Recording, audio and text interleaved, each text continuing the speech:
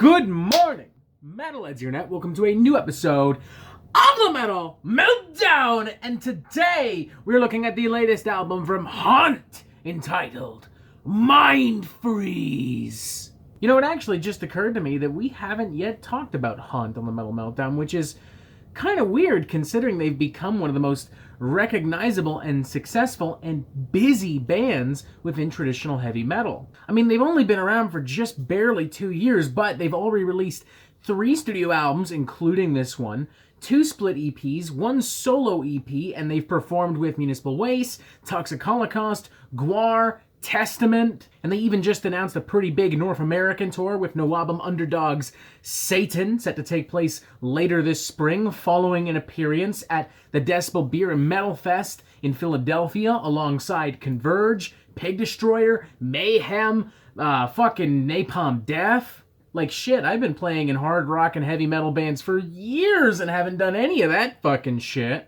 And on top of being incredibly busy, they've also been incredibly consistent with the quality of their music. I mean, almost everything they've released ranks among some of the most entertaining traditional heavy metal of its respective year. Their last album in particular, If Icarus Could Fly, was a pretty big hit for the band. I even remember being swamped with requests to review that bloody fucking thing.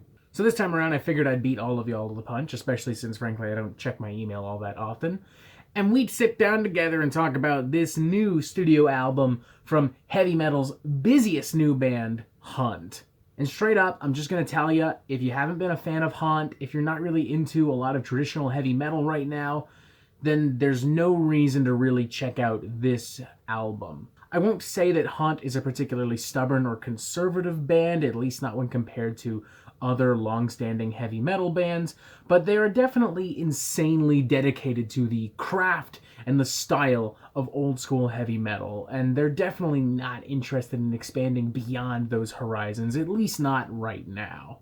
So if you have just outright dismissed or disliked previous Haunt records, I'd go ahead and skip this one as well. I mean, you're more than welcome to prove me wrong. You're more than welcome to sit down to this thing and who knows, maybe your mind suddenly will change. It's not impossible, I suppose, but I somehow doubt that. For better or for worse, this is Haunt doing exactly what they do best, playing traditional 80s heavy metal with some synthesizers here and there, lots of twin guitars, lots of big solos, lots of speed metal rhythms, and lots of enthusiastic, beer-chugging, crowd-pleasing choruses. All wrapped up and presented in a way that feels less like an album that came out in 2020 and more like an album that could have come out in the glory days of bands like Angel Witch. In fact, that was something I felt almost immediately upon starting this record. I don't think even the modern iteration of Angel Witch has so successfully brought that sound into the modern age. But hey, traditional heavy metal is not known for originality, especially not now. It is known for delivering great songs with great hooks and great riffs, and that's what this album consistently gives you. Light the Beacon is a fun, jaunty, semi-epic number with a good, tasty hook. I like the ominous synths in the very opening, giving it this classic 80s edge. I like the thrashier, almost power metal mentality of following track Hearts on Fire. Gives the album a nice early kick in the ass without alienating anyone by straying too far into either of those respective fields. Title track Mind Freeze might be one of my favorites though, by slowing down a little bit more, focusing on some more mid-paced, heavy metal, power metal kind of rhythms, and placing all of its focus on a singular, epic hook. It is ridiculously catchy, infectiously, one might say. Saviors of Man touches upon those same areas, but isn't quite as successful in Mind Freeze.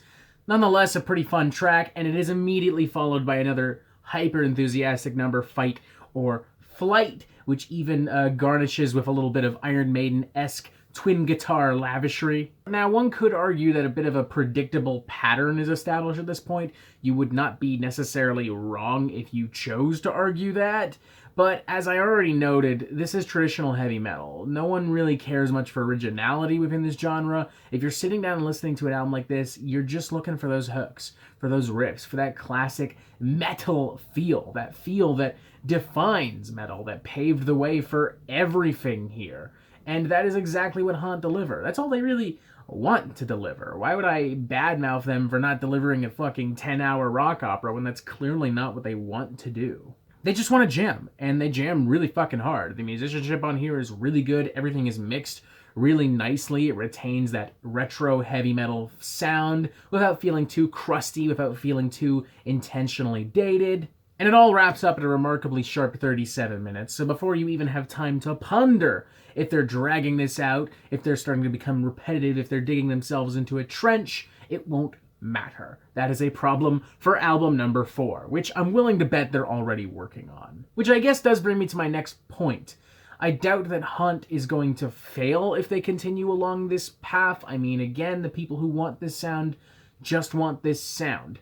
But considering how fast they're moving, it would not hurt them to stray into some of these other territories that we've mentioned without abandoning the melodic sensibility that they now brandish. Don't get me wrong, I enjoy this record for what it is, and I've enjoyed other Hunt records for what they are, but it wouldn't necessarily be a bad thing to consider in the future. I'll give this thing a 3.5 out of 5. I don't really see any reason at all to go lower or higher than that. It doesn't try to do anything more. It doesn't try to do anything less. It is very simply a fun, short, enjoyable, well-constructed heavy metal album. If that sounds up your alley, then you are going to have a blast. In fact, I'm willing to bet some of you will rank this even higher, and more power to you if that's the case for you. This album won't change your mind regardless of how you feel about Hunt or the broader spectrums of traditional heavy metal, because it frankly doesn't care what you think. It just wants to jam. It just wants to party. It wants to hang out and drink beers and eat pizza, and that's fine with me. Who the fuck am I to argue? Especially when, frankly, a lot of other traditional heavy metal thrown my way just rides completely off of nostalgia and feels so generic and soulless, whereas this doesn't.